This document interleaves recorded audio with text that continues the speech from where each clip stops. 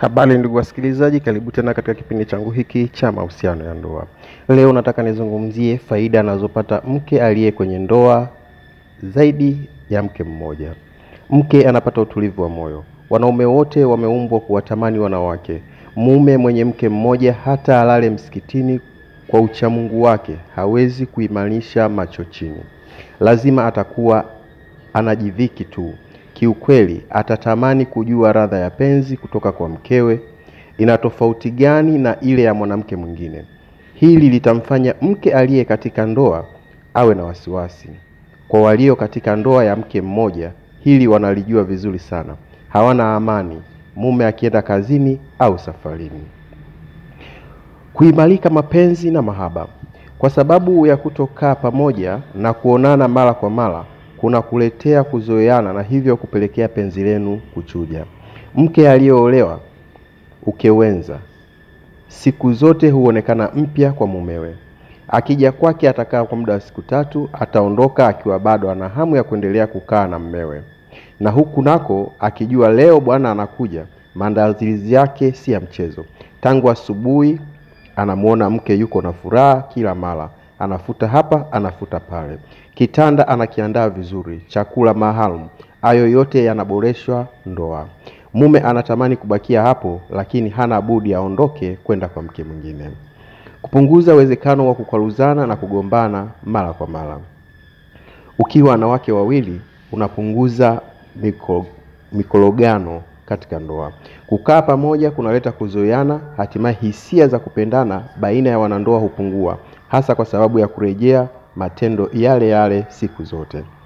Umbali huondoa na kupunguza uwezekano wa kuhitilafiana na kuzozana. Pale mume anapokuwepo siku 2 au 3, unakuwa ni muda wa stori na kufurahishana kwa sababu mtafanya na kuongea vitu muhimu tu. Unakusanya umbea wa siku 4, unasimulia kwa siku 2 au 3. Kabla ya utamu haujaisha, msimuliwaji anaondoka. Tunamsubiri toleo lijalo. Hata ikitokea kupishana Kiswahili, ni rahisi kupotezeana kwa sababu utaachana naye na mwezi wako punde tu mnapomaliza zamu yenu. Kwa hiyo, ile maana ya kusameheana inapatikana. Mke anapata pumziko pia. Kama mke na kama mama anayemhudumia mtoto mkubwa na watoto wadogo, kuna kuchoka mwili na akili. Kuchoka huku kunasababishwa baadhi ya majukumu asiyafanye au ukayafanya chini ya kiwango. Hii pia hupelekea atii akachukua nafasi au mume akaangaza macho huko nje. Siku 3 za mapumziko ya mwili wa akili zinatosha kumshughulikia na kumshughulisha ipasavyo mumeo, mkafurahia penzi lenu bila mashaka. Masiku mengine hata asipotandika kitanda, hakuna atakayekuuliza, lakini siku bosi akija nyumbani inakuwaka na inakuwa safi. Kukaa pamoja kisha mume na kwenda huku na huko akakutana na warembo wa aina zote wenye huruma na bei nafuu, jua kila siku bibie sherehe atapenda ale. Chakula cha usiku, siku nyingine huna hamu kabisa, umechoka au mjamzito, lakini mzee ndo anataka. Performance yako mbovu itamfanya afikiri upya, lakini pia akila chakula hicho hicho ni shida, atakizoea, mwisho hatokitamani. Mke anamsaidia mumewe kuimarisha nguvu za kiume, ambapo inawasaidia wote wawili kufurahi unyumba wao siku zote na ni vizuri. Fikiria ni adha gani mke anaipata kutoka kwa mwanaume ambaye akigusa tu kesha maliza na hana uwezo wa kuanza tena. Wakati huo huo ndo kwanza unauanza mlima.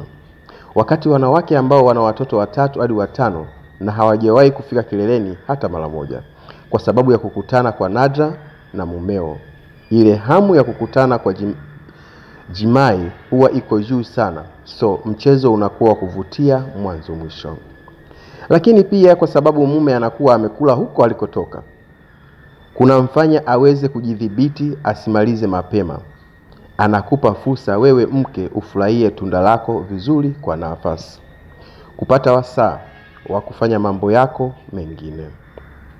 Kwa mwanamke ambaye ni mfanyakazi wa kuajiriwa au kujiajiri na yumo kwenye ndoa zaidi ya mke mmoja, hupata wasaa wa idhini ya mumewe kufanya mambo mengine kama vile kusimamia biashara zake na mengine kwa ukaribu zaidi bila ya mashaka, na hivyo basi kukuza ufanisi wake kazini na kipato chake katika biashara zake.